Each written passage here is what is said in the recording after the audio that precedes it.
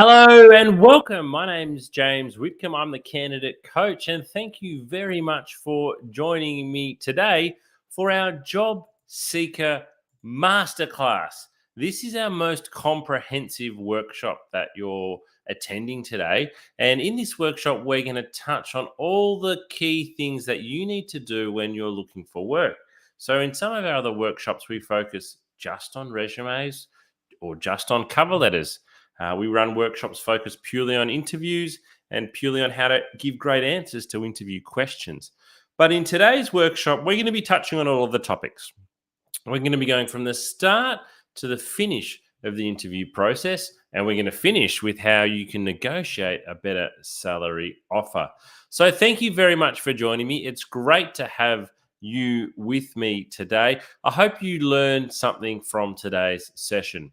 Now, if you've been looking for work for some time, it can be quite easy to, feel quite disheartened throughout the whole process. But throughout my career, and I'm a director at a recruitment agency, I've seen candidates just change one or two things in a small way. And that has made all of the difference. So throughout today's session, don't think that you need to go away and change every single part of what you're doing when you're looking for work. Maybe aim to go away with two or three key takeaways. What are the two or three things that you can take away from today's workshop to go and help you improve your chances of landing a job? Because whether you've been looking for a job for 5 minutes, 5 days, or 5 months, it's always competitive. It is always really competitive. You might have heard recently in the media, reports around the fact that unemployment is low. And that is correct. Unemployment is low. However, regardless of whether unemployment is low or unemployment is high, it is still really competitive when you are looking for work. It is still a really competitive process. And so if you can learn a couple of tips, then that's going to help you on your job seeking journey. All righty, let's get stuck into it. Just before we kick off with a little bit of workshop housekeeping, because I am broadcasting to you live today, if I do drop off the line for any reason, it doesn't happen very often, but maybe once or twice a year when I'm running a workshop, the Wi-Fi drops out or we have a power outage. If something like that happens today, please hang on the line and just wait for me to rejoin. Take lots of notes. As we're going along today and you hear something, perhaps for the first time, I'd really encourage you to make a note of it. And the way you hear something for the first time and the way you receive that message is really powerful. When you hear it for a second or a third time, you can often hear it in a slightly different way. So take notes today and take a note of how something made you feel or your response to it the first time. You can also watch a replay of today's workshop. It will be uploaded to our YouTube channel and you can watch it pretty much instantly from the conclusion of today's seminar. Now, as your presenter today, I do have my presentation screen over here on the right. So if I do look like I'm looking over there a little bit today and reading some of the content or glancing over there, that's because that's where my presentation screen is. Alrighty, so today, what are we going to learn? What am I hoping that you're going to get out of today's session? Well, today we're going to learn the following things. What you need to know before you begin your job search. We're going to look at the importance of mindset and attitude during the recruitment process and how this can have a profound impact. How an effective elevator pitch can make a big difference. We're also going to look at how to get started on creating a great resume. We'll follow that up with cover letters, why they still matter, and how you can nail it. How can you go and nail your cover letter? How to effectively call a recruiter about a job. Interview preparation. We'll spend a fair bit of time today on interview preparation, video interview preparation, and how you can give great answers to interview questions. We'll talk about effective communication throughout the recruitment process, and we'll conclude with salary negotiations. Alrighty, a little bit about me, your presenter, James Whitcomb, before we kick things off. Who am I? What's my background? And I guess why am I presenting to you today? Well, to begin with, I'm a director at Smart Recruitment. We're an award-winning recruitment agency and we have offices in Melbourne, Sydney, Brisbane, and Adelaide. I've been in recruitment since 2005. And over that time, conducted well over 3,000 interviews and over 600 group assessments. I think in that time, I've probably read over 100,000 resumes and 50,000 cover letters and placed over 1,000 people into work. And I launched the Candidate Coach, the platform that we're meeting on today, about 2 years ago, because we wanted our platform for you, the job seeker, that was accessible at any time. Not something that you had to dial in, dial out of, not something that you had to go and physically meet someone. So we kind of timed it well with COVID coming along, and we launched the Candidate Coach in December 2019. Alrighty, let's get stuck into our first lesson. What do you need to know before you begin your job search? What do you need to know? Well, first of all, planning will save you time, planning will save you effort, and planning will save you sanity. So I want you to have a think. What type of work do you actually want to do? This is often one of the first opportunities you will have when you're looking for work to actually reassess your career. Now, what a lot of people do is they finish their job for whatever reason as an accountant or as a customer service rep, and they go straight back out and apply for that exact same job. But I'd like to ask you the question, is that the type of work you want? What types of, when you were in your actual job, what were the tasks that you enjoyed the most? And what were the tasks that you enjoyed the least? I'd really encourage you to try to find a job that has those tasks you enjoyed the most. Maybe it's specializing within that field. Maybe it's doing something a little bit different. But this is actually an opportunity for you to do a little bit of an assessment on what you want to do. I'd also encourage you to think, where are your skills and experience going to be most valued? What do I mean by that? Well, put yourself in the shoes of a recruiter. Who would want to hire you the most? Who would want to hire you the quickest? A lot of the time, it is thinking about, okay, these are the skills I've got. Which company or which job is looking for these skills? Particularly if you want to find work quite quickly, think about who would be looking for you rather than what you are looking for. So we've got the chance to reassess, but if we're looking for work quite quickly, let's think about who would be looking for somebody like us. And a lot of the time, it's the competitors of your last employer, or it's within that same industry. So what I really want to tell you to do is to stop applying for roles that you're not interested in. Stop applying for roles you're not skilled for or qualified in. It is so easy on the job boards to go out and apply for 100 jobs in a day. It really, really is. Click apply, click apply, click apply. But all that is doing is probably decreasing your chances, to be honest, of getting a job, because you are wasting your time applying for jobs that you're not qualified, skilled, or interested in. All right. Number 2, researching your job market thoroughly will allow you to be a smart and targeted job seeker. What do I mean by researching your market thoroughly? Well, let me ask you a question. How many jobs are advertised at the moment in your industry? If you're looking for a customer service role, there will be thousands. If you're looking for a mechanical engineering job, there might only be one at a time. So before you rush out and start applying, and even if you're not, sit back and take a look. Because if you've only got one job being advertised that you're interested in, you better put in a really good application. Whereas if there are more opportunities available, perhaps you can be a little bit more picky with those that you are applying to. But what's really important here is that you get an understanding on the lay of the land for the jobs you want. Which recruiters advertise your jobs? So if you see one particular recruiter who has 5 different jobs you're interested in, I'd really encourage you to pick up the phone and speak with them rather than just sending off 5 different applications. And my rule is 2 jobs per day. I think you should only be applying for 2, maybe 3, but 2 jobs per day. The reason for that is, as you'll find out today, I want you to put in effort to every application. I want you to customize your resume and cover letter. I want you to research into the company and the position before you apply. So I want you to have a short list of jobs, but you can only apply for 2 every day. Now you might be thinking, oh, well, that's a bit of a waste. I'm really wanting to find work. Well, applying for 2 jobs a day is still 14 jobs a week. It's still 60 jobs a month. And when we get to that point, when we start applying for jobs for several weeks, you can lose track of what you've been applying for. And recruiters want to know that you're aware of what you've been applying for. So 2 jobs per day. Stop rushing out to apply for as many jobs as possible, and let's start approaching it more thoughtfully. Let's be more thoughtful, more discerning in our approach. Uh, and I'm not saying that, one of the things that could be hard is you might go, hey, there's so many jobs I'm interested in. I could easily apply for heaps. Well, I want you to then be a lot more thoughtful about it and say, hey, okay, yes, there's 100 jobs here you'd be happy to do, but which are the top 10 that you'd most want? And then of those top 10, which are the 2 that are the absolute standouts?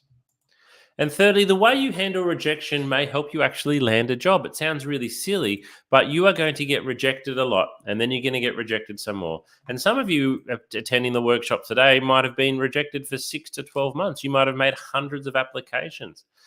It is really hard to maintain a positive outlook when that's the case, but if you can do so, it will allow you to move from one application to the next quite easily. Alrighty, how are you feeling today? Let me ask you a question. If you had to pick from this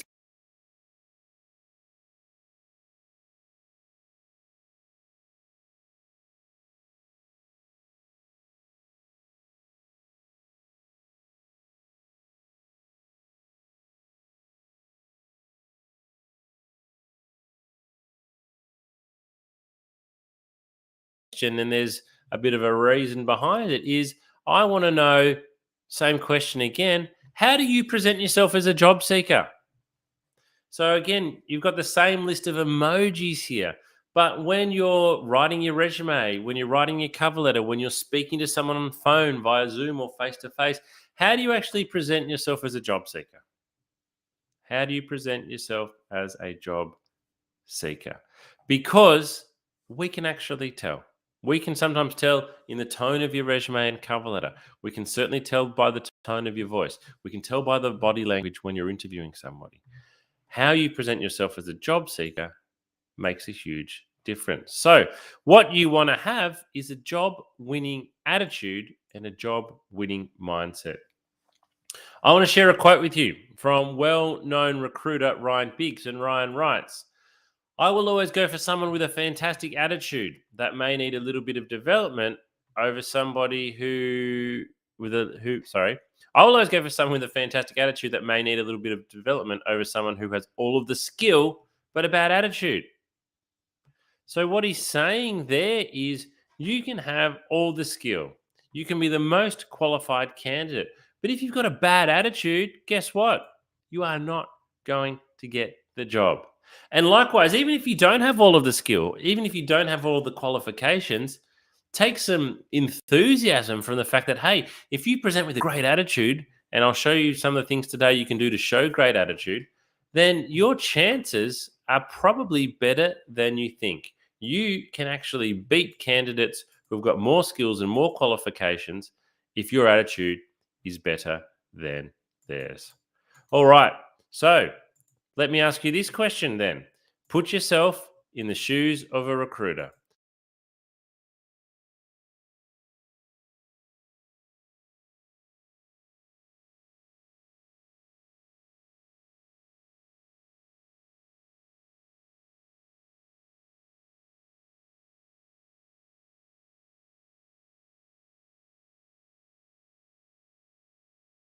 How do we actually show it?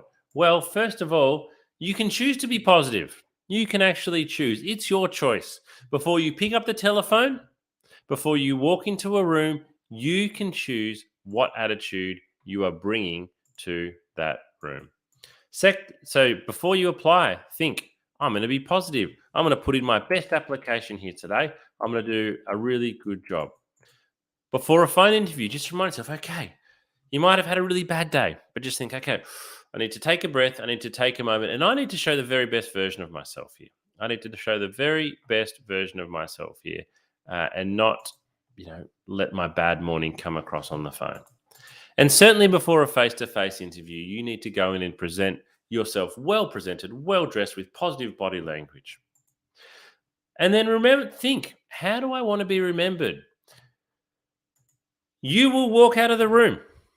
You will walk out of the room. When you walk out of the room, what do you hope the person that you've met with remembers about you? Have a think and think about how you can work that backwards. Follow up with the recruiter. So, a lot of people will send in an application, they'll have a phone call, they'll even have a face to face interview, and then they will wait to hear back from the recruiter and think that's the right thing to do. There's nothing wrong with doing that, but if you want to show positive attitude, follow up. Make a phone call a couple of days, certainly a week later. There's absolutely nothing wrong with that. Show the recruiter that you are really keen on this job, that you're really interested and that you're positive and enthusiastic. So we want to avoid being negative. We want to avoid whinging. We want to avoid complaining. We want to avoid arguing. And we want to avoid being unresponsive. And that final one happens quite a lot. If you've missed a call, call back quickly. If you've got a voicemail, get back in touch quickly. If the recruiters ask you to send something through, send it through quickly. This is how we can show having a great attitude. All right. I want you to grab a pen and paper. I'm going to give you a moment to do this. Grab a pen and paper or open up a new window on your computer or your notepad on your iPhone.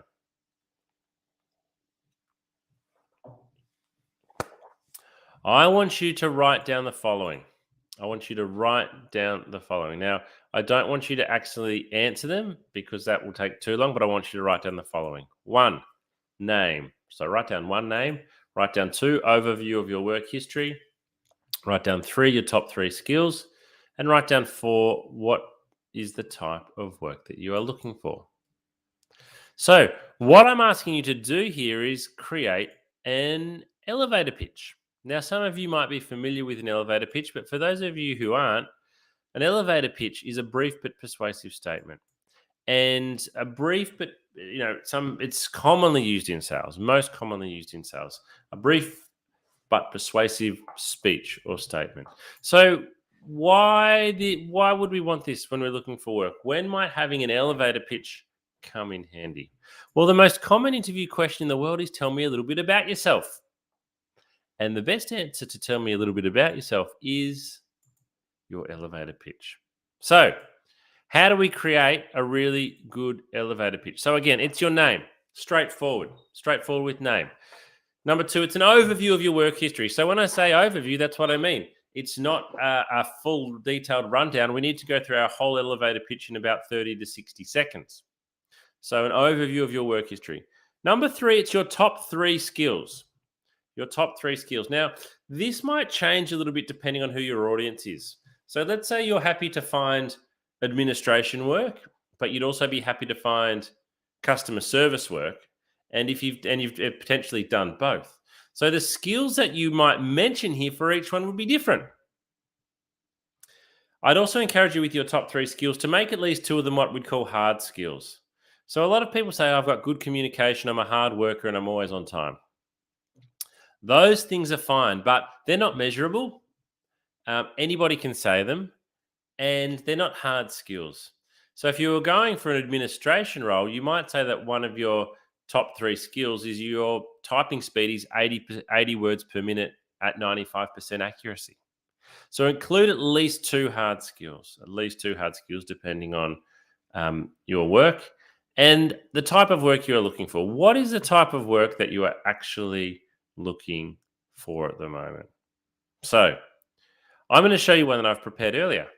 I don't want you to be intimidated by this in any way, though, because as I said, I've been in recruitment since 2005, and I coach people on how to write a really great elevator pitch. So my elevator pitch should be really good. All right, here it is. If I was looking for work at the moment, this would be.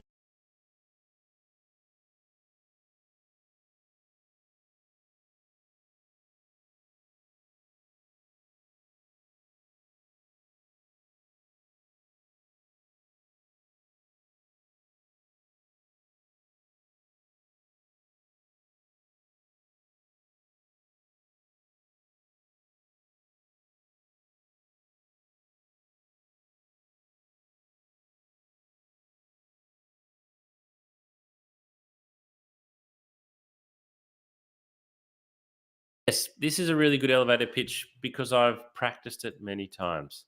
So what I want you to do is to go away and create your elevator pitch. Go away and create it. Write down your answer to those 4 things and then rewrite it several times until you get it to the point where it's as good as it can be.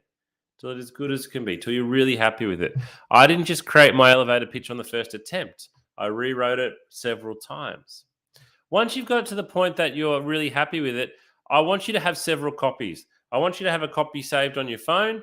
I want you to have a copy stuck on the fridge or on the kitchen bench, maybe a copy printed out in your handbag. The reason being, if someone calls you about a job and says, look, just tell me a bit about yourself to start off with, you're going to think, oh, that's my elevator pitch. And then you're going to think, what is it again?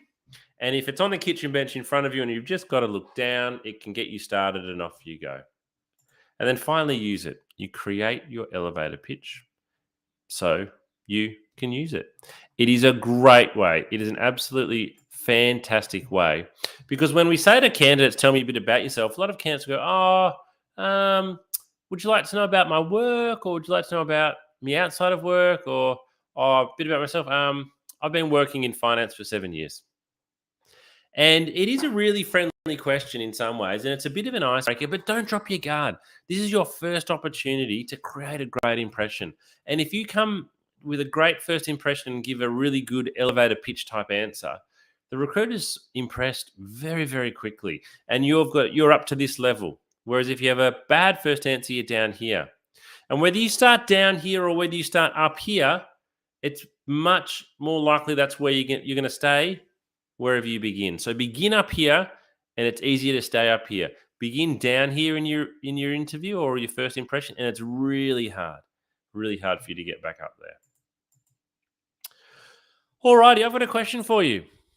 How long do you think a recruiter spends reading your resume? How long?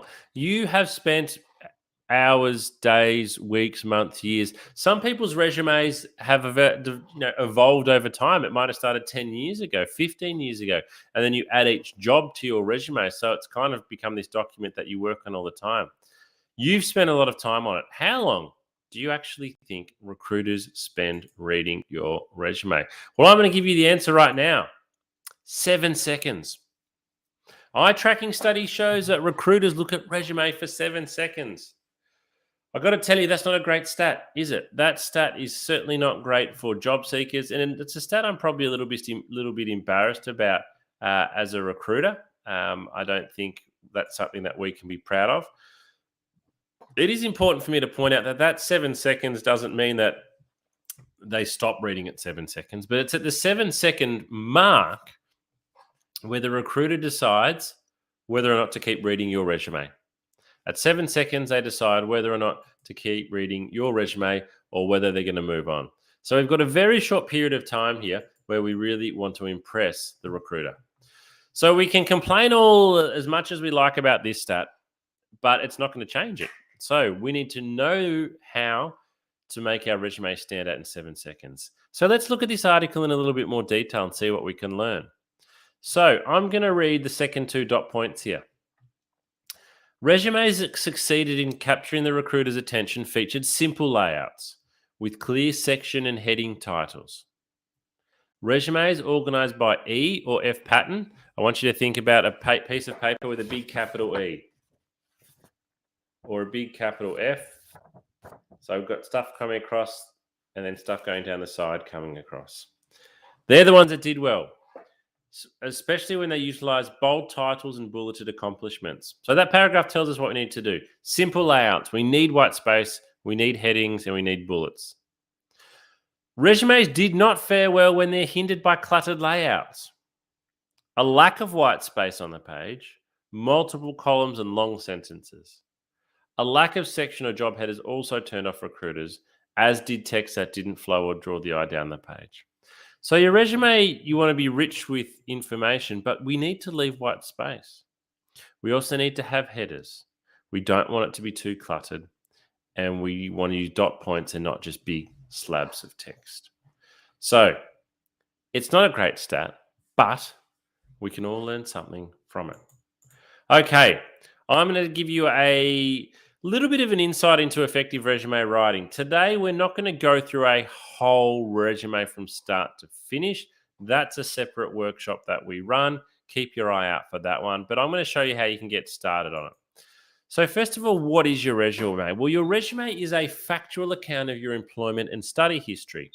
So, when we say factual because it has dates, it has times, it has locations, it has job titles, it has other people's names, it has educational qualifications and educational institutions. So, it's basically a whole bunch of facts. But it also needs to highlight your skills and abilities, and it needs to sell you. It needs to sell you. This is my biggest coaching point on resumes, and probably my biggest coaching point overall, is that your resume is a sales document. It needs to promote you. It I want you to imagine a billboard. That billboard is trying to sell something. They point out the best features. Your resume is the same. Your resume needs to sell you. It needs to promote you.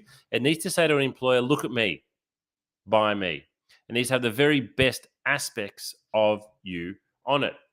Now, recently, my brother sold his property, and they spent a lot of time, getting ready for the sale of the property, and they had a professional photographer came in. And when I looked at the photos of his property, I thought, wow, look at that photo.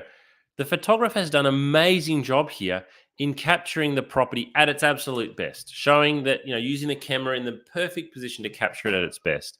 So the photographer didn't do anything false there. There was no lies, there was no trickery, but he took photos from the best positions to really highlight and sell the property. That's what your resume needs to do. Your resume needs to highlight your best skills and your best experience, your best achievement, and your best education. It needs to promote how good you are. It needs to show the very best parts of you, not the worst, the very best parts of you in a way that is easy, as we've seen. It needs to be easy for somebody to see. So, my question is, I want you to have a think about it. Does your resume sell you? Do you think your resume is selling you at the moment? Or is your resume a very boring, dry academic document in chronological order that is just a history of what you've done? So, what I want to show you now, again, we can't go through a whole resume today because that would take us nearly the whole workshop, but I want to show you how you can sell your experience, because I think selling your experience, and in particular your achievements, which is what we're going to look at now, is the very best way. This is the very best way for you to sell yourself. So I met with this candidate. So I'm going to share a story with you now of a candidate I met a number of years ago when I was recruiting for a sales role. Now, this candidate got through to interview because she'd been working in sales for a number of years. And that was the main reason why she got through. But this is how she described her experience on her resume. So she was a sales representative from August 2013 to July 2016. So a month short of 3 years. She was a salesperson for the company for 3 years. She sold goods and traveled to meet customers and keep them happy. That's how she described her job on her resume. Now, as a sales recruiter, if you've done 3 years as a sales rep, I'll give you a call, because I know that, that's a good tenure. A lot of people don't last very long in sales. But when I sat down and I met with this candidate and she told me what she'd really done, I was completely blown away. Even though she was a salesperson, she had massively undersold herself on her resume. So I worked with her, and this is what we changed her resume to. So this is the before, and this is the after. So same person, same job. This is it described in a better way. So what you'll see, first of all, we've got 2 bold headings. So we've separated responsibilities from achievements. We've got lots of dot points, short sentences that are easy to read. Now, I've used 9 dot points for responsibilities here. In 2022, that's probably going to be too many. I would probably go more with 6 or 7. But we've separated responsibilities from achievements. Now, I won't read through all those responsibilities. You can cast your eye down there now. But what I really like about this is, by reading the way we've put these responsibilities, it's easy to get an understanding of exactly what she did. Things like this third last dot point here: attend at least 3 new business appointments per day. Salespeople often attend business appointments, but what I really like here is we've used the number 3 per day. 15 per week. That means 60 per month. I've got a really good understanding there of how many appointments she went to. Whereas if she just attends new business appointments, I don't know whether you're doing one an hour, one a day, one a week, one a month, one a quarter. But it's the achievements part here where we really sell ourselves, where we really sell our experience is under the achievements. So this person had been salesperson of the year in 2014, exceeding their sales budget by 21%. Now, you're not going to believe this, but for being salesperson of the year in 2014, this candidate was given a brand new car. She was given a brand new car for being salesperson of the year. She's the only person that I've interviewed has told me that they have won a car for being a salesperson. That is how good she was at selling. Now, on her previous version of her resume, though, she didn't have this listed. And she's got her other achievements listed there. But the point is, if you don't have it on your resume, the recruiter will never know. You've got to sell yourself. You have got to sell yourself. Now, you might be sitting there thinking, James, look, it's all well and good for sales. Sales, for example, we've got targets, we've got achievements. I've only worked in customer service, so maybe I've only worked in a library. So if you're struggling to think of achievements, let me ask you a question. What were you doing when you ended the job? What tasks, what responsibilities, what duties did you have when you ended the job that you didn't have when you started? Because if you've been asked to do extra duties and responsibilities, you could list them as an achievement. Maybe you've been asked to help train and onboard people. List that as an achievement. Maybe you've been given the keys to lock up the library at the end of the day.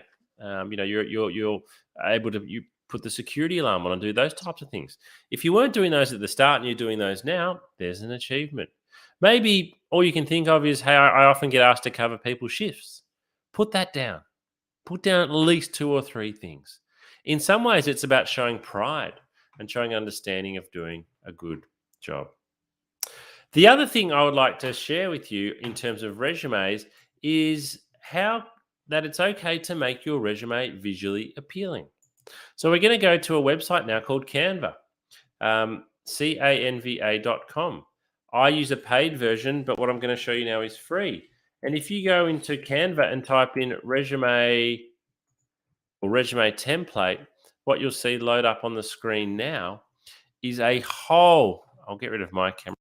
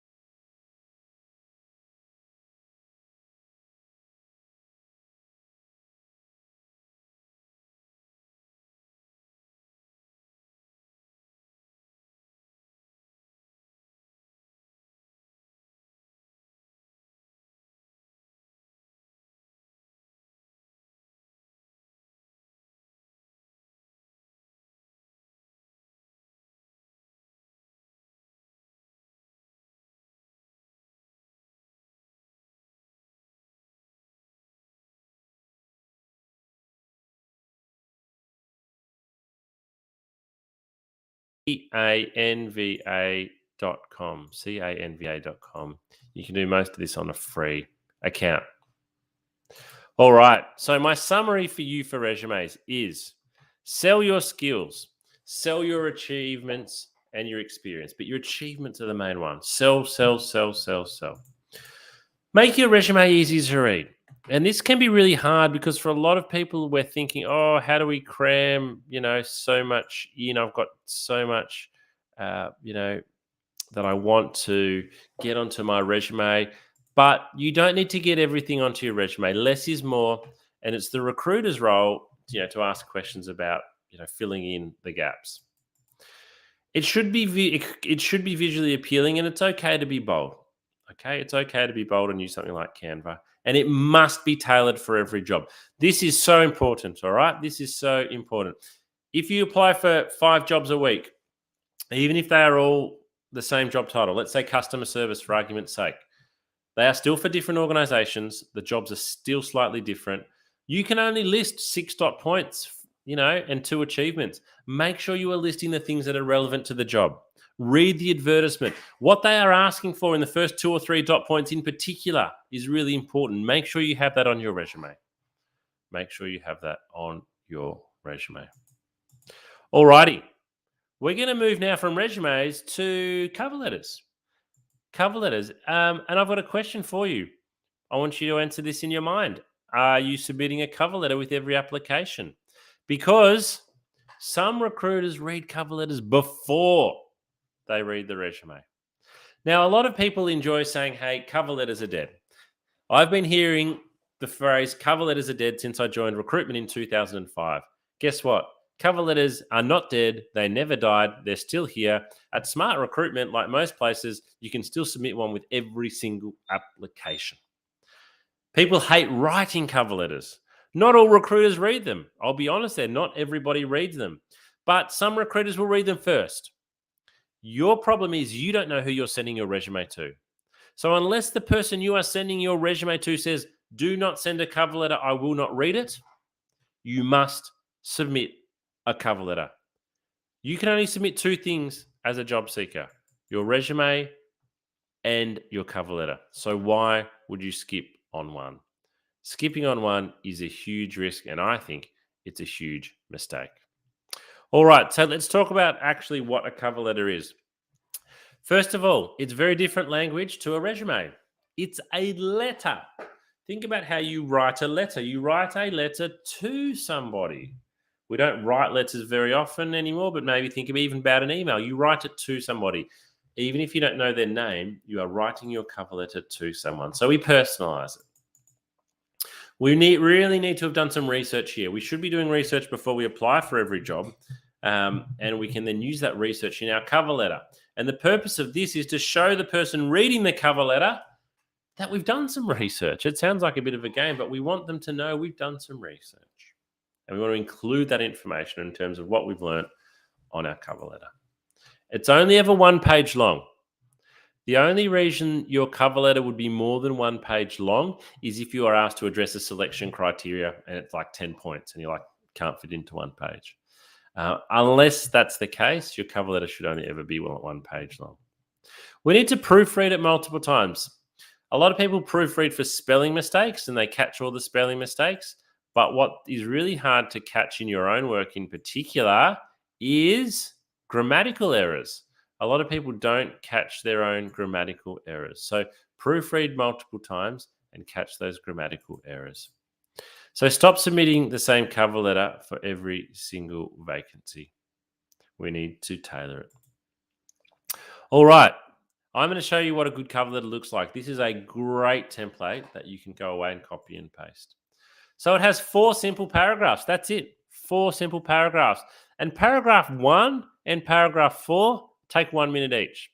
So paragraph 1, we just want to address the role in the company that we're applying to. 2 sentences should be enough. So here we're saying, Dear James, please find attached my resume for the accounts coordinator position at Smart Recruitment. If you have done that, name, job title, company title, you're probably already into the top 25% of cover letters. Because most cover letters I receive say, Dear Sir or Madam. Now, on my cover letters, my name is always there. On my cover letters. On my job advertisement, my name is always there. But even if my name is not there, the company and the title is there. So personalize it. The point of this is to show the recruiter you've put in a lot of effort. Paragraph 2, mention 2 or 3 things that you know about the organization or you know about the vacancy. So we need to do some research here. And again, the whole point of paragraph 2 is to show the person reading your cover letter that you've done some research. Because everyone else's cover letters are rubbish. If yours is really good and stands out, this could be the one thing that you can do that can make a huge difference. Then paragraph 3, we're going to focus on us. So paragraph 2 is all about the company and the job. Paragraph 3 is on us. We're going to mention your key skills or experience relevant to the position. Again, it's 2, maybe 3 things. And this is why we have to tailor our cover letters, because we can only pick 2 or 3 things here. We need to pick 2 or 3 things that are really relevant to the job that we're applying to and the company. Paragraph 4 is a brief sign off. Thanks very much for reading my cover letter. I hope to hear back from you soon. So I'll give you a moment to take a screenshot of that.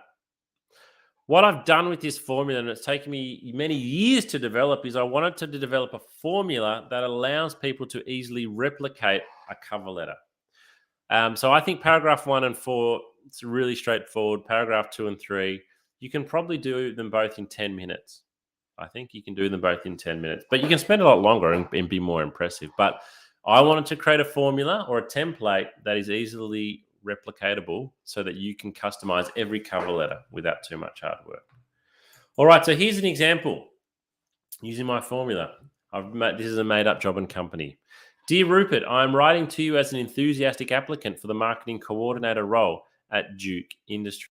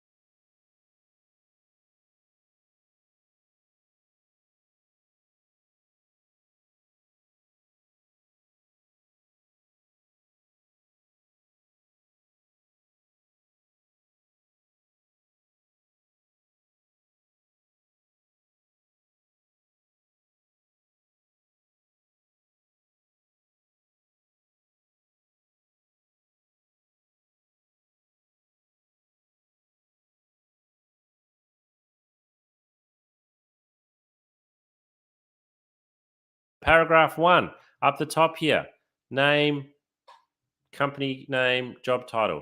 Paragraph 2, we're talking about what we've learned on the company. We've done some research. Paragraph 3, we've picked 2 or 3 things we've done relevant to the job. Whoops. And paragraph 4, a brief conclusion. It looks really good. It looks really professional. It looks like you've put in a lot of effort on this cover letter. Now, here's the same cover letter in a slightly different template. So the template that I have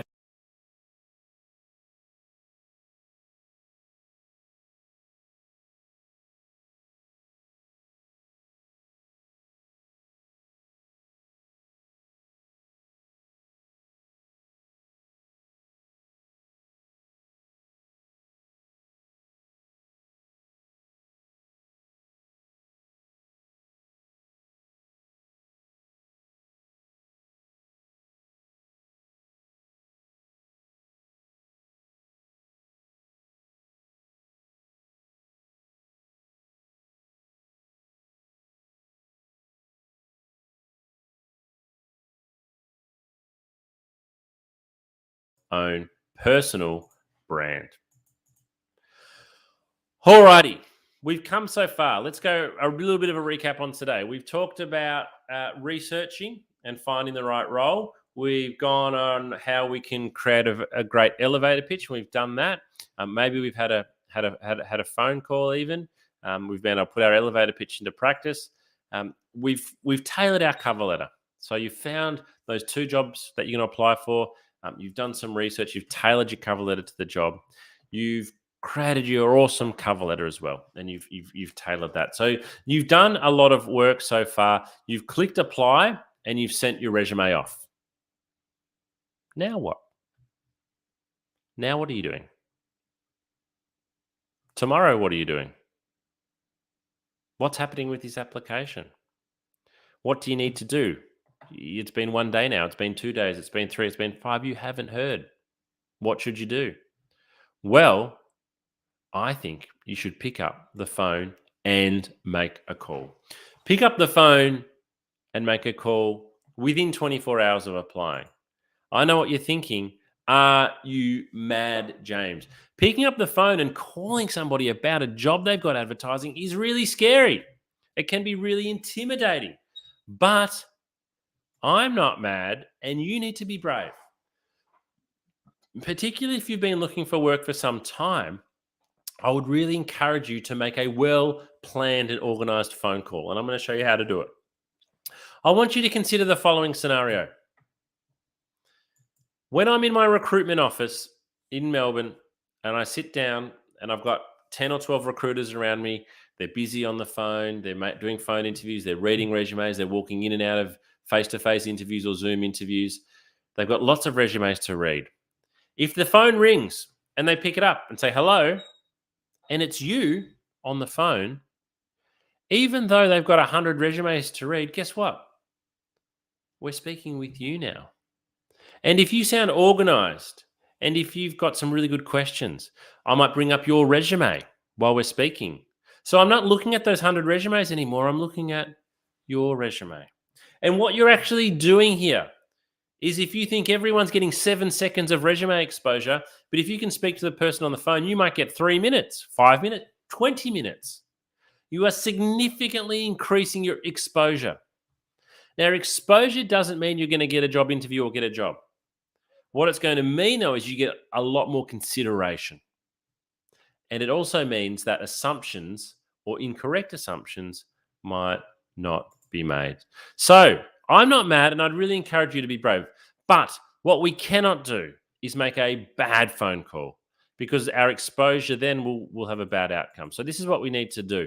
How do we effectively call up a recruiter about a job? So first of all, we need to know the name of the person we're wanting to speak to. And we need to expect them to answer the phone. This sounds really silly, but a lot of people say, I never can get a recruiter on the phone. And when they do answer, the candidate's like, sound organized. Think about your first impression. If they don't answer the phone, the first call, leave a voicemail. What I would then encourage you to do is to continue to call back once or twice a day, but only ever leave one voicemail. Only ever leave one voicemail. Ideally, you're just hoping to catch them when they're sitting at the desk and they pick up the phone. Number 2, we need everything printed out in front of us. So we want resume, cover letter, job advertisement, elevator pitch. We want it all laid out in front of us. The reason being is you're going to feel nervous. And when the recruiter asks you a question and you're not really sure, if you can just look down and you can see your elevator pitch, or you can see some of your skills written on your resume, it's really going to help you. You want to be familiar with the position, familiar with the advertisement. You need to have done your research. So we've talked about this with your resume and your cover letter. You need to have done your research, okay? And you want to have those notes in front of you as well. You want to be clear to the recruiter with which role you're referring to. Some recruiters might be sitting over 50 different vacancies, from recruiting a CEO to a marketing manager to a sales operations person to a data analyst to a chemical engineer to a mechanical engineer, a Java programmer, a nurse. Could be recruiting all these jobs. So you need to let the recruiter know early on, I'm calling up to discuss the occupational safety vacancy. Let them know early on. Now, this is the most important point. Have 2 or 3 questions prepared and written down in front of you and practice them before you call. Actually, I'm going to change that. I'd say have 5 questions written down, just in case 2 or 3 of them get answered and you don't get to ask them. The purpose of these questions, though, is to do 2 things. 1, to help you show off, sell yourself, but 2, to show you've done a lot of research. So go onto the company website, go onto their careers page, go onto their social media, look through the annual report, write down 5 questions. And so when you're on the phone and you call up and the recruiter says, hello, it's James speaking, you can say, hi, James, I've just applied for the occupational safety role. I've got a couple of questions. Do you mind me asking? And the recruiter will probably say, sure, what are your questions? Now, if you ask a couple of great questions here, I guarantee you the recruiter's going to go, oh, that's a really good question. They're thinking, this candidate's done their research. I don't actually know the answer. This candidate's really done some research into the job and the position. They then start thinking of you very, very differently. They start thinking of you very highly, very quickly, just because you've asked a couple of well-prepared questions. Keep the call brief, but be prepared that it could go for longer. It might go into a full phone interview, or that you might catch the recruiter when they've literally got another appointment in 2 minutes' time. And finally, if you're not feeling confident, then practice. Like with interviewing, practice makes perfect. Practice makes perfect. I think as the candidate coach, this is the biggest difference that you can make if you're struggling to get to interview stage, is to call up effectively in a prepared way and ask a couple of great questions. Give it a go. You'll need some patience. You'll need some persistence. It might take a lot of calls to get through, but I guarantee you, if you do, and if you ask a couple of good questions, you will increase your chances of getting to interview. So what's with all the research? I'm asking you to do a lot of research at the moment. I want to share a quote with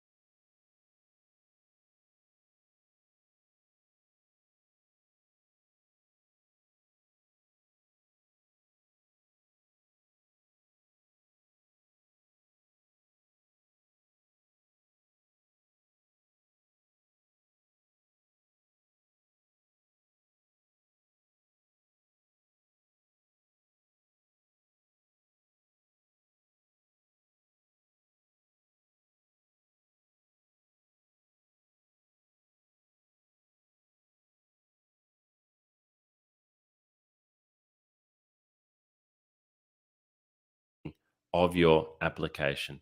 So you are competing against candidates who will do a lot of research. You need to do research just like they do. So when do we research? Well, even before applying, we need to go to organizational websites, careers pages, Google the organizations. But for bonus points, see if you can find something in the news. See if you can find something that's topical, particularly if it's a really large organization. You might be able to find something that's really topical on them at the moment. I am always impressed when a candidate can tell me something or ask me something about it, the company I'm recruiting for, that I don't know.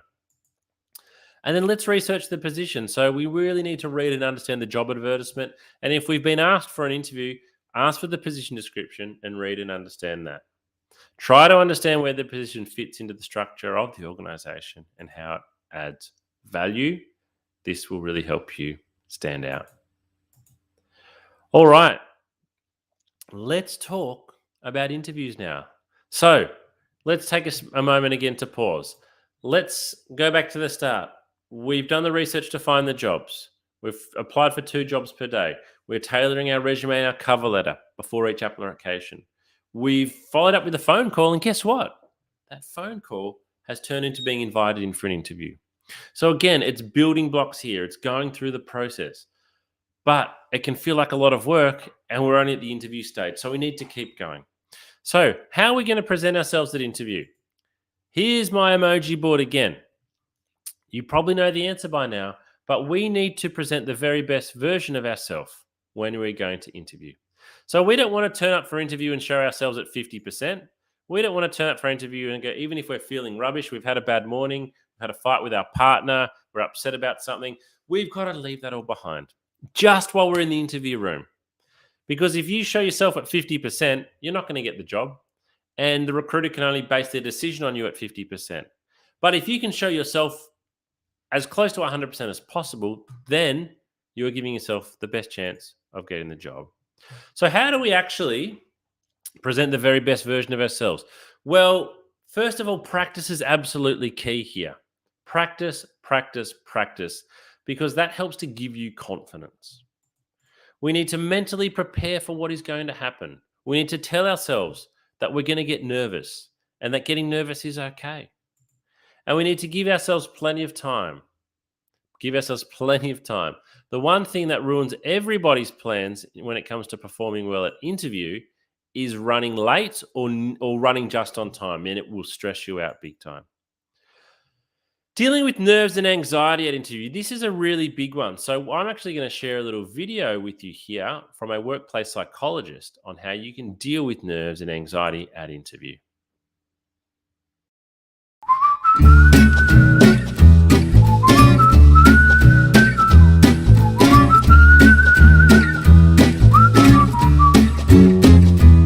Thanks for joining us at the Candidate Coach, Dr. Barker.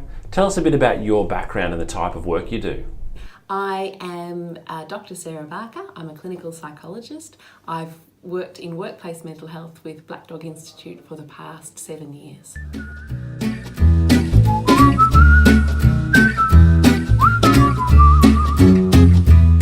Dr. Barker, why is it common to feel nerves when going for a job interview? We commonly feel nervous, and I would say most people feel nervous when going for a job interview because we feel a lot depends on it and that we're going to be evaluated as well. So nerves are a very, very common response. It's really important to remember that the person who's doing the recruiting also feels nervous as well, because they want to get the right person, and they're also aware that they're expecting people to come in feeling nervous as well. They know that that's a common human experience.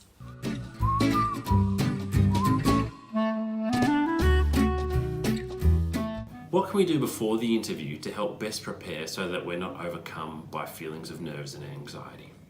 To best prepare ourselves to avoid some of those feelings of anxiety and nerves before an interview, firstly is to accept, I think, that they're going to be there. And actually, a few nerves are actually helpful. They help us give our best performance, give our best answers, think the best on the spot. So accepting that there's going to be a level of nerves is okay. But I think also probably an hour beforehand or the morning before the interview, really practicing some breathing strategies, whichever is your favourite breathing strategy, to calm those nerves down, calm the system down, calm the breath down, and allow your body to relax as much as it can into the interview. I also think preparing answers and having a practice in front of the mirror of some likely answers that are going to be, or likely responses to questions that are going to be asked can be very, very reassuring, because often the questions we predict are there. And even on the internet, there are usually lots of questions for any job that are typical questions that you can then prepare a brief response reflecting on your experience beforehand. So it's not such a test in the moment then, because you've got some preparation behind you. The other thing I think too is reminding yourself, I've got this far and this is a good thing. And they're interested in getting to know me. I'm also interested in getting to know them, and concentrate on the relationship too and enjoy the relationship as much as you can. They're usually going to try and put you at ease so that they can see how you respond as well.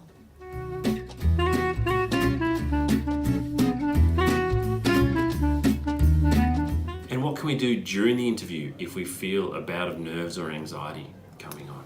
It's very common for us to suddenly feel overwhelmed in the moment in an interview. If that happens, take some deep breaths. It's okay to buy some time. It's okay. And also, when we take deep breaths in an interview, it's only usually us that notice. Okay, so taking some deep breaths can really be helpful. And even saying to the interviewer, could I just take a moment here just to pause and gather my thoughts, and then just breathe. Okay, and then when you're ready, come back and say, I'm ready to continue on. And that's a fine way to manage nerves during an interview.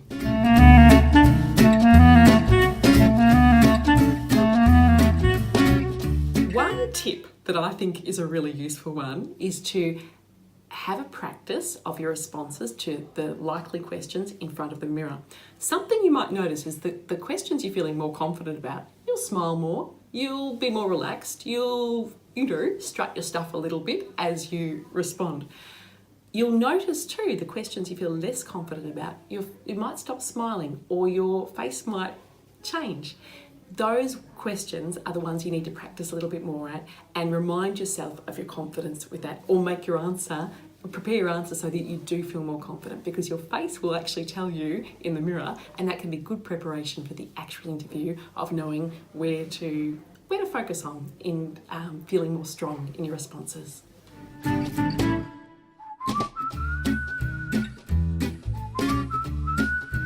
In summary, nerves and anxiety for interviews can be partially managed and avoided by preparing beforehand, using our breathing exercises and techniques to reduce stress so we're going in feeling calmer, and also during the interview by practicing those same skills. Often when we're nervous, we stop breathing or we breathe very shallowly. So if we start noticing ourselves doing that, really being conscious of our breath and paying attention to it and allowing that to carry us through.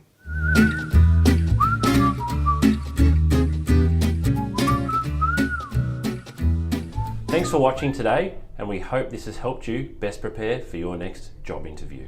Good luck.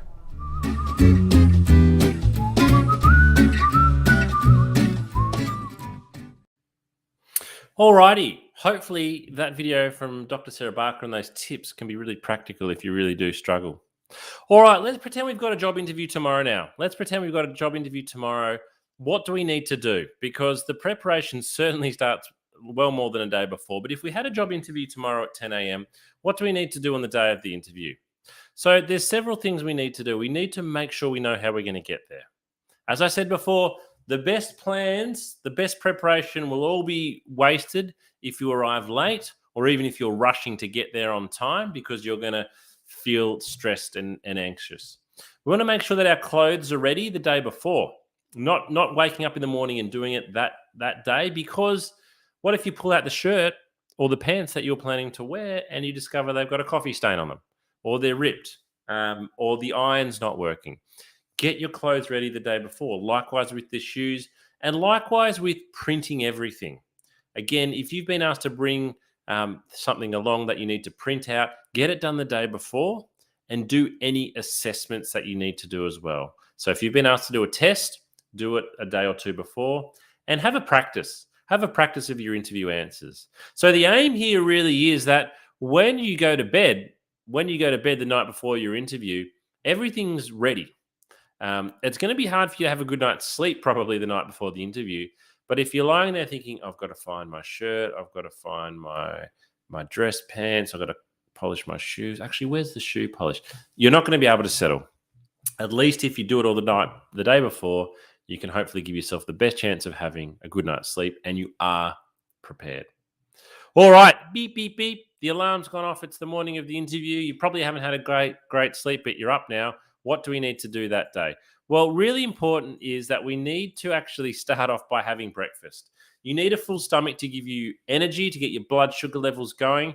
You also need to have a full stomach because sometimes when I interview people in the morning, if they skipped breakfast, I can smell it on their breath, which is really unpleasant. We need to shower, shave, we're brushing our teeth, we're fresh and clean. We want to avoid strong odors. If you are a smoker, try to avoid smoking. However, I would rather you have a cigarette than be really struggling with your nerves. Sorry, not your nerves, with your shaking. Give yourself plenty of time.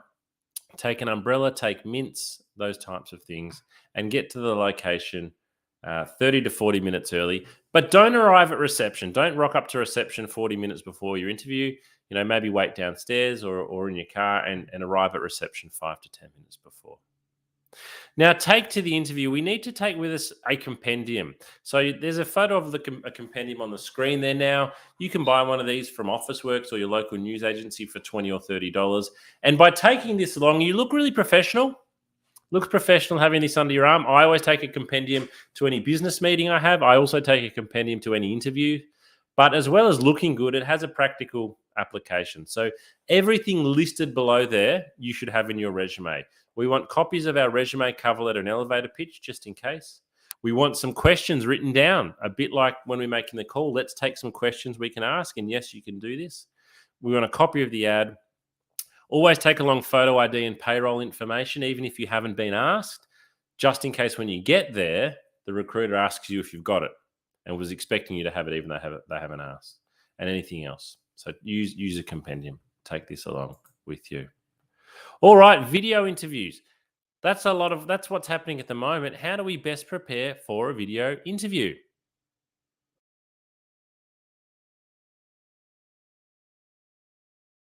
Hi job seekers, James here from the Candidate Coach. One of the most common questions we've been receiving lately is around how to best prepare for a video interview. Due to the circumstances over the last 12 to 18 months, video interviews have become the most common way of meeting a candidate, replacing the in-person, face-to-face interview. So here are my top tips for what you need to do to make sure you are best prepared and presenting yourself as well as you possibly can when your interview is over video. So there's four main things that you really need to consider. The first thing is camera height. This is the biggest mistake that a lot of people make, is getting the height of their camera wrong. If you've got a laptop, for example, that is sitting on a desk, you need to lift it up. The camera should always be at eye height. You want to imagine the lens of a camera is the eyeball of a person. So if you are looking down at your laptop or your phone, it's going to look back up your nose. So keep the camera positioned at eye height. One of the great ways to do that is to buy a tripod, something like this. So if you don't have a tripod, it's well worth going out and spending the money. Here's another one that I've got here. This one in particular I find to be really, really good. These have both got lights which help, but this one here, you can adjust it to a full standing height if you like. And it's available for not much money from a retail store. The second thing that is really important is the lighting. So having the light shining on your face. You don't want to have light shining from behind you because that creates a lot of glare. So have the light shining on your face, sit with a window facing you so that you are looking nice and clear on camera. The third thing is audio. You need to be in a nice quiet space so your voice comes across clearly, so that you don't have to yell, so that the sound is not distorted. If you are using a laptop, make sure you check about the sound direction. Some microphones only record from directly in front, and if you tilt your head sideways, the audio quality can go down quite significantly. And the fourth thing is, remember to show some personality with video interviewing.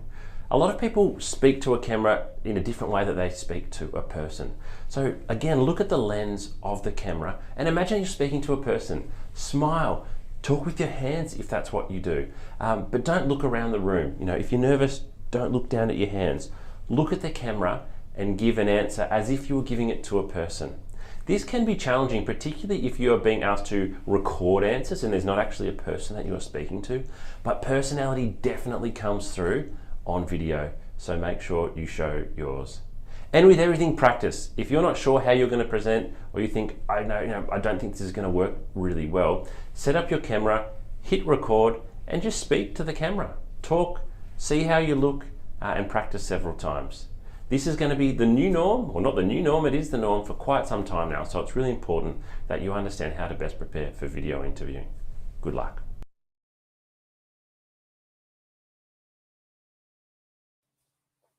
Alrighty.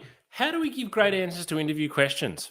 How do we actually give great answers to interview questions? This is one thing that job seekers, in my opinion, really don't like practicing.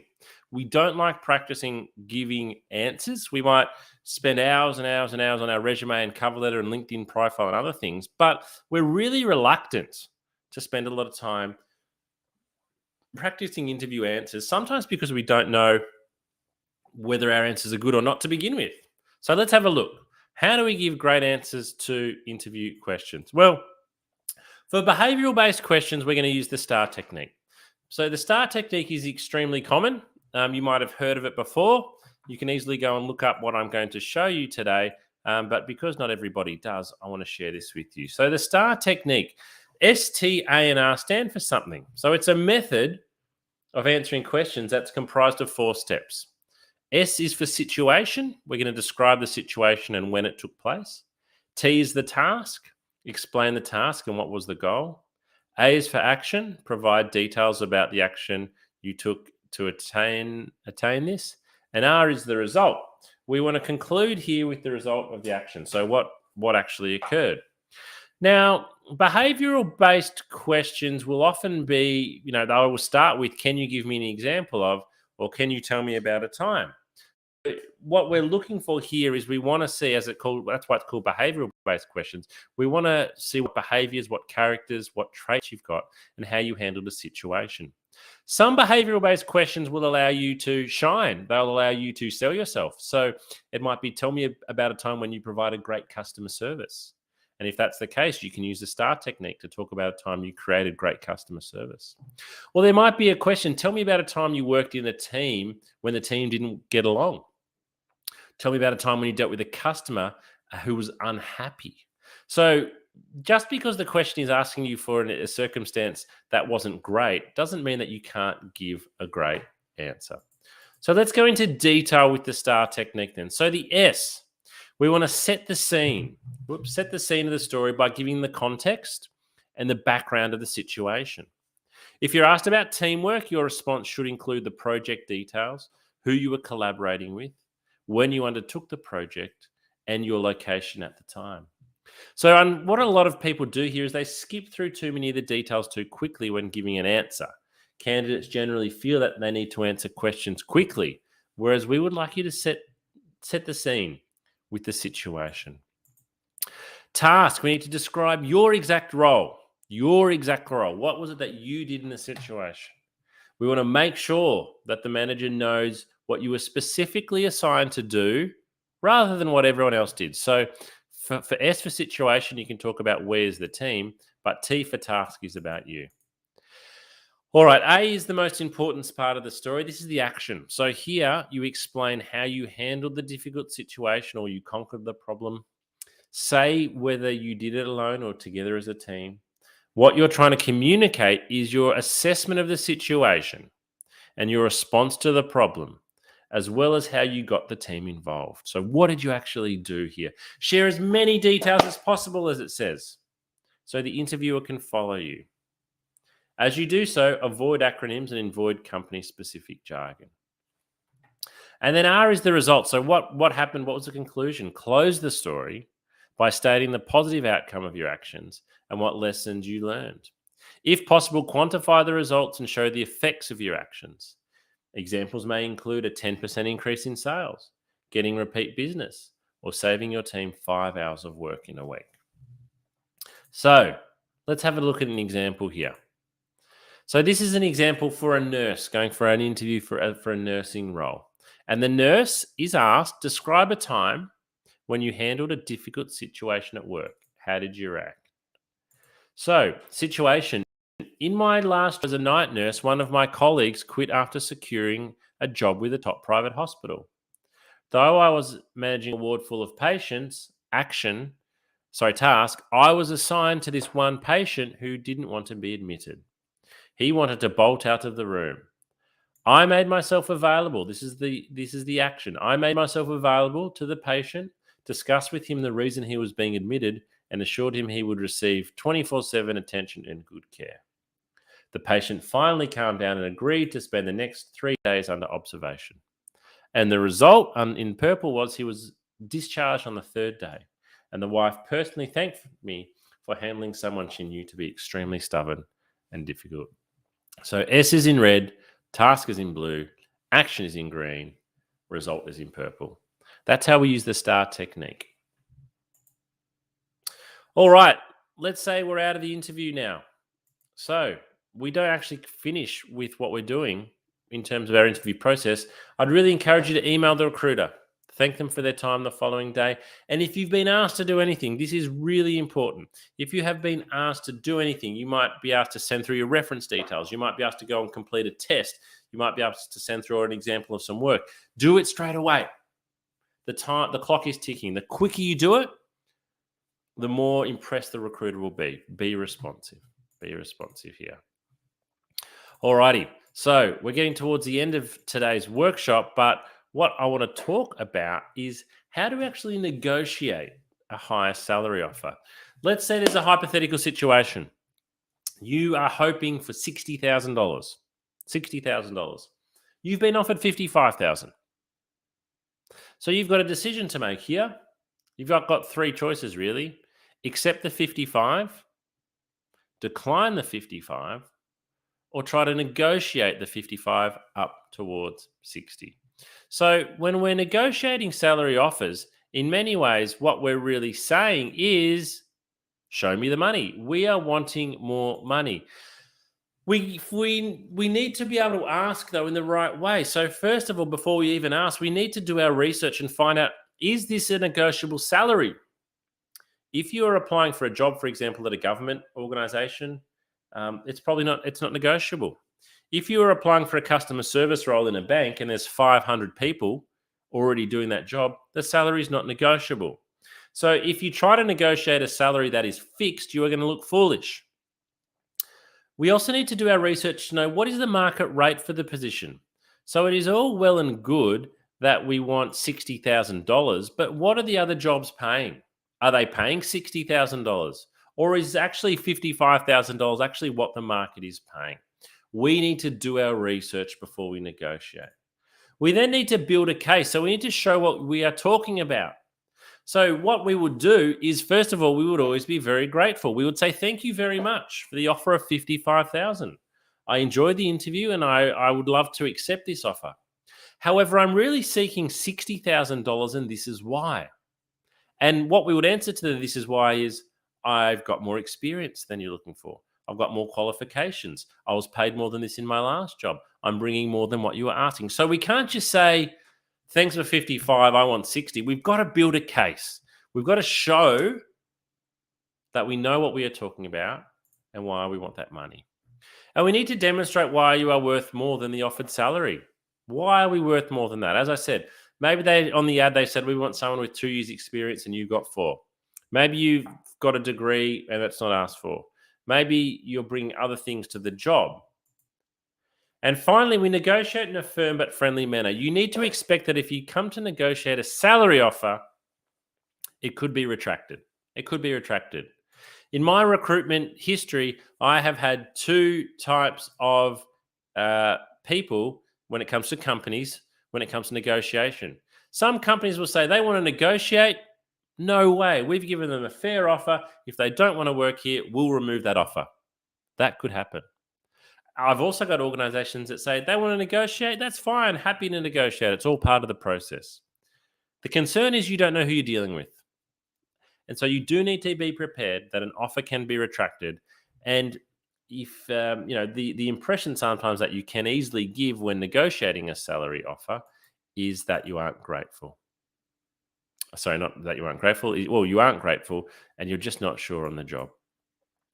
Now, if you are still wanting more assistance with your job seeking, can I really encourage you to go to your candidate coaching platform and check out all of these resources that you'll see on your screen there now.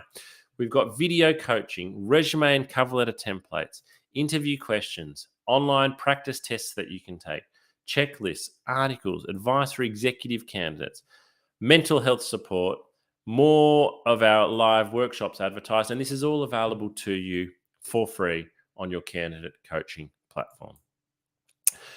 Before I go today, we would love your feedback. We would absolutely love to hear from you. Please, if you can take a moment, whoops, wrong screen there. If you can take a moment,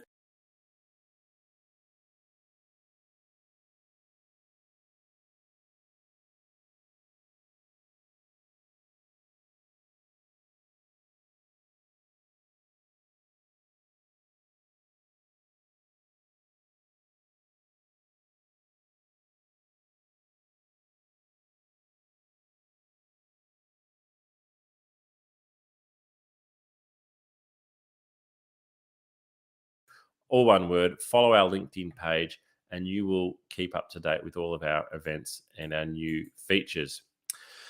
Finally, we're going to finish today with this video. I really want to thank you for joining me for this workshop today. Our final video is potentially our most important thing that you're going to see today. We're going to hear from Dr. Sarah Barker again on how you can look after your mental health when you're looking for work.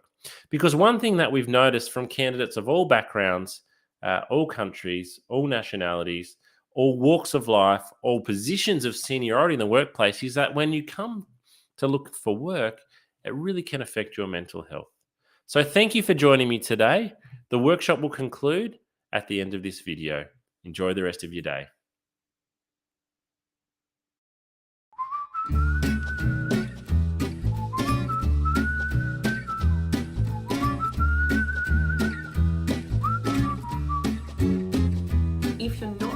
feeling terrific at the moment and you feel like your mental well-being has taken a little bit of a dip, please remember this is not going to last forever. There's lots you can do to manage your mental health and get back on top of it.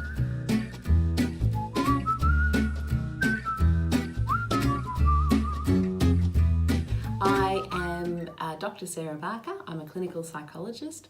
I've worked in workplace mental health with Black Dog Institute for the past 7 years.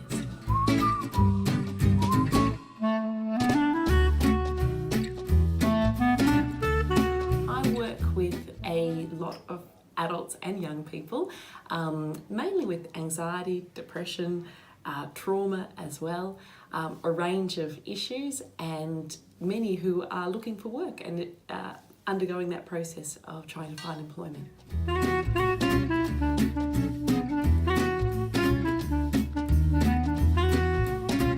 Looking for work causes mental strain because our identity is tied up with our work.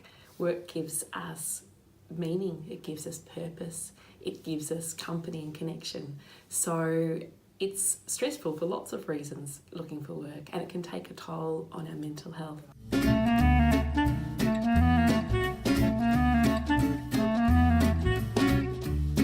It's really important for us to be aware of the signs that our well-being and our mental health might be dropping. Probably the biggest sign is changes in behaviour. So that might be changes in the way we're thinking or talking to ourselves. We might be saying things like, who would employ me? I'll never get a job. We might be really down on ourselves and really hard and critical on ourselves when normally we're not so hard and critical. We might also, in our relationships, change our behaviour. We might be more snappy or more irritable with people that we love, that normally we might be a little bit irritable sometimes, but not irritable in that way. Losing interest in things that usually sparked us and ignited us and gave us joy. So perhaps usually we like walking the dog and suddenly we start thinking, I can't be bothered walking the dog today. That sort of thing, those changes in behaviour are really significant because they tell us that something's different, and if we're noticing, I suppose, more than one of those and it's affecting the way we feel, and this is over a period of say 2 weeks or longer, then it's a really good idea to have a chat to a GP that you trust, and find out what might be going on, have a discussion and see if there's any physical reasons for that, or if perhaps your mental health and wellbeing might be able to do with a little bit of extra support, and then the GP can refer you on to see a psychologist, a counsellor, whoever is most appropriate for you.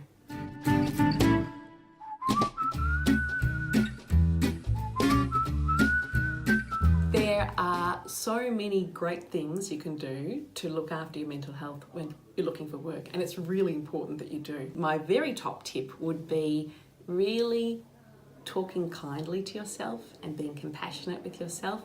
I think when we're looking for work, we can have a lot more questions like, will I ever get a job? Will I ever be employed? It can feel like this could go on forever. So being kind to ourselves and saying things like, it will work out. There will be a day, my efforts will be rewarded. It will just take time. I just need to keep trying. Reminding yourself of your strengths. And that might even be tapping into people you love and asking them what your strengths are, because sometimes it's harder to find them when our mood's a bit low and we're feeling more worried. We can be harder on ourselves. I think that routine is really, really important to our well-being.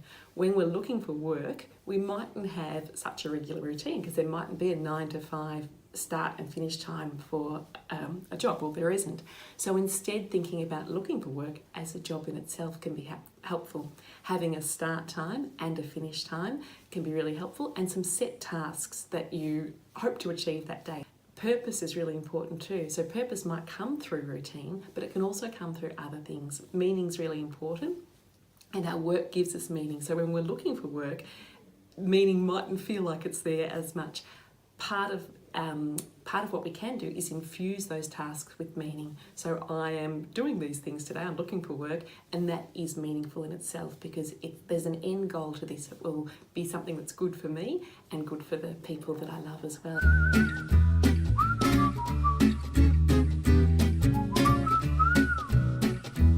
Some excellent resources for looking after well-being when looking for work are the Headgear app. The Headgear app is free, it's evidence-based, it's developed by Black Dog Institute, and it is fun to use.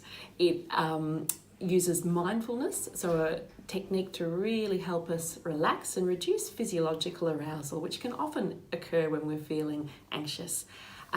It's got a 30-day challenge, which is just short, bite-sized little challenges to extend your well-being and grow your well-being, and that can be really extra important when we're looking for work.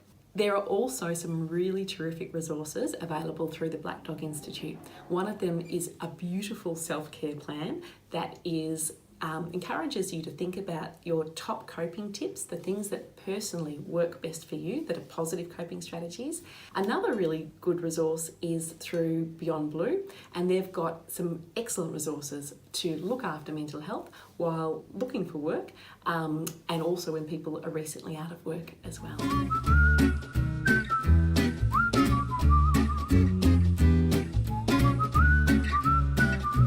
Probably time to seek professional assistance when you notice your mood is lower and you're feeling more down than usual, when you're worrying more and perhaps worrying excessively about things that you wouldn't normally worry about, and perhaps in your relationships too, when you're more tense with people and perhaps more snappy or irritable. All of these are signs that perhaps our mood is not in the greatest space, and our well-being is not in the greatest space, and that it can be a great idea then to chat to your GP, who can then refer you to an appropriate person to help you strengthen your well-being.